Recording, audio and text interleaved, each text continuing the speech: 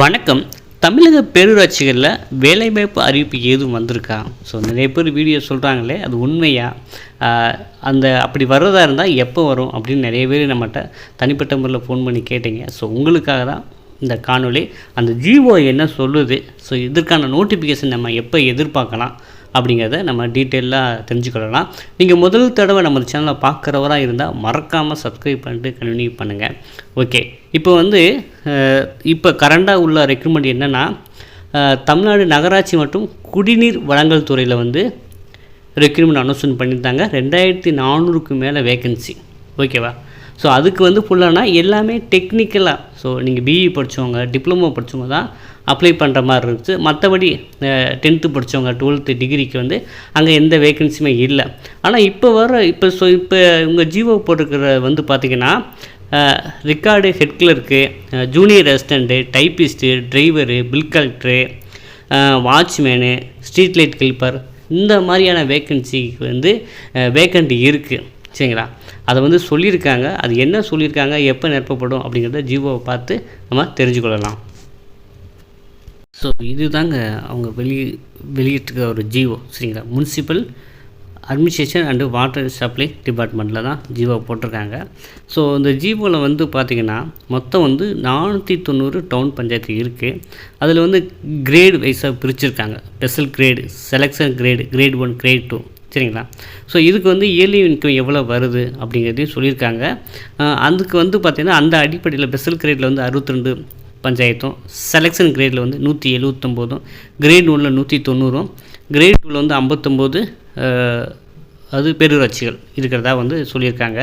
அப்புறம் பார்த்திங்கன்னா ஒவ்வொரு ஜோன் கீழே என்னென்ன மாவட்டம் வருது, அதில் என்னென்ன கிரேடில் டவுன் பஞ்சாயத்து இருக்குது அப்படிங்கிற டீட்டெயில்ஸ் இந்த ஜிஓவில் கொடுத்துருக்காங்க. ஓகேவா? ஸோ அப்புறம் பார்த்திங்கன்னா, ஸோ இந்த இதில் பார்த்திங்கன்னா என்ன சொல்லியிருக்காங்க, நம்ம 4வது ரொம்ப important point, the director of town panchayat has to also stated that the town panchayat has been assigned with enormous duties and responsibilities in spite of the fact that only a limited number of strength being sanctioned to town panchayat as follows. So என்ன சொல்கிறாங்கன்னா, so நிறைய வேலை இருக்குது, ஆனால் அதுக்கு தகுந்த மாதிரி vacant fill பண்ணணும் அந்த மாதிரி சொல்லியிருக்காங்க. இப்போ பார்த்திங்கன்னா சாங்ஷன்டு, ஸோ இப்போ அலோகேட் பண்ணியிருப்பாங்கல்ல இன் பொசிஷன். ஸோ சாங்ஷன்னா ஏற்கனவே அலோகேட் பண்ணதில்லை. இப்போ வேலை பார்க்குறவங்க இப்போ எக்ஸிக்யூட்டிவ் ஆஃபீஸர் 47 பேர் அலோகேட் பண்ணியிருக்காங்கன்னா 40 பேர் வேலை பார்க்குறாங்க, 7 பேர் வேக்கன்சியாக இருக்குது. அதே போல் ஒவ்வொரு துறையிலையும் ஹெட் கிளர்க்கு 62 பேர் சாங்ஷன் பண்ணியிருக்காங்க, 44 பேர் ஒர்க் பண்ணுறாங்க, வேக்கண்ட் 18 பேர் இருக்காங்க.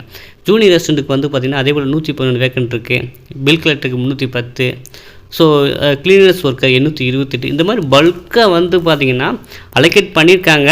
அதில் பார்த்திங்கன்னா சாண்டேஜாக பார்த்திங்கன்னா மொத்தம் 11,703 அலோகேட் பண்ணியிருக்காங்க. இன் பொசிஷனில் இருக்கவங்க 9,883. அப்போ வேக்கண்ட் பார்த்திங்கன்னா 1,820 வரைக்கும் இந்த வேக்கண்ட் இருக்கிறதா சொல்லியிருக்காங்க. ஸோ இது பார்த்திங்கன்னா, ஸோ இதுதான் இந்த சாராம்சமாக சொல்லியிருக்காங்க.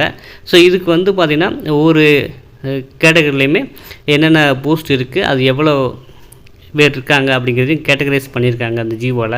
ஸோ இந்த ஜிஓ பார்த்திங்கன்னா, ஸோ இவங்களுக்கு என்ன சேலரி, எவ்வளோ செலவாகும் அப்படிங்கிறதையும் சொல்லியிருக்காங்க. உதாரணமாக பார்த்திங்கன்னா ஹெட் கிளருக்கு 20,600 75,900 வரைக்கும் இருக்குது அப்படின்னு சேலரி இருக்கும் அப்படின்னு போட்டிருக்காங்க.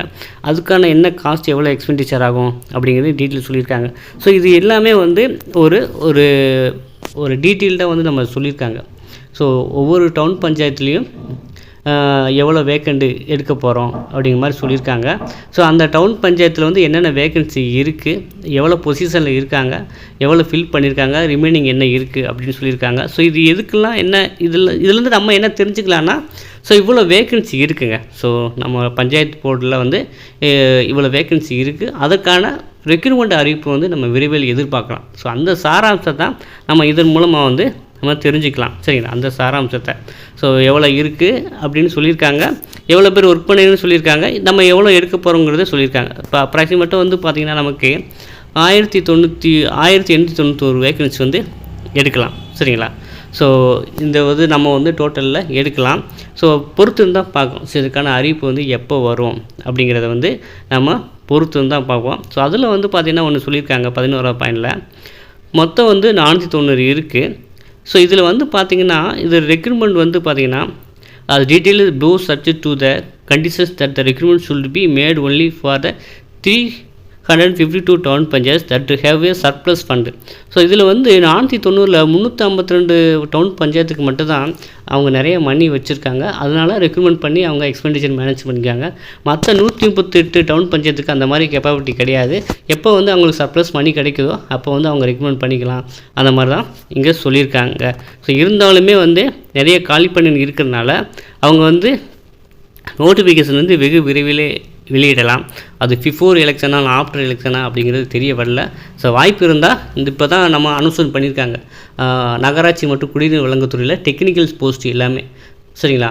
அதுக்கு இப்போ அது நடக்கும்போதே அதுக்கான நோட்டிஃபிகேஷனும் வரலாம். இல்லை வந்து ஆஃப்டர் எலெக்ஷன் ஜூனில் கூட இந்த நோட்டிஃபிகேஷன் வரலாம். ஸோ அப்படி எடுத்தாங்க அப்படின்னா நம்ம பொதுவாக 10th 12th டிகிரி படித்தவங்களுக்கு வாய்ப்புகள் இருக்குங்க சரிங்களா. ஸோ அவங்க வந்து இந்த எக்ஸாமுக்கும் தயாராகிற மாதிரி இருக்கும். ஸோ இதுதான் வந்து இந்த ஜிஓவில் சொல்லியிருக்காங்க. ஸோ நம்ம பொறுத்து இருந்து பார்க்கலாம் சரிங்களா. ஸோ நண்பர்களே, இந்த தகவல் உங்களுக்கு மிகவும் பயனுள்ளதாக இருக்கும் அப்படின்னு நான் நம்புகிறேன். ஸோ இந்த வீடியோ பிடிச்சா மறக்காமல் லைக் பண்ணுங்கள், சப்ஸ்கிரைப் பண்ணுங்கள், உங்கள் நண்பருக்கு யாருக்குன்னு தேவைப்பட்டால் அவங்களுக்கும் ஷேர் பண்ணுங்கள். மீண்டும் மற்றொரு காணொளியில் சந்திப்போம். நன்றி, வணக்கம்.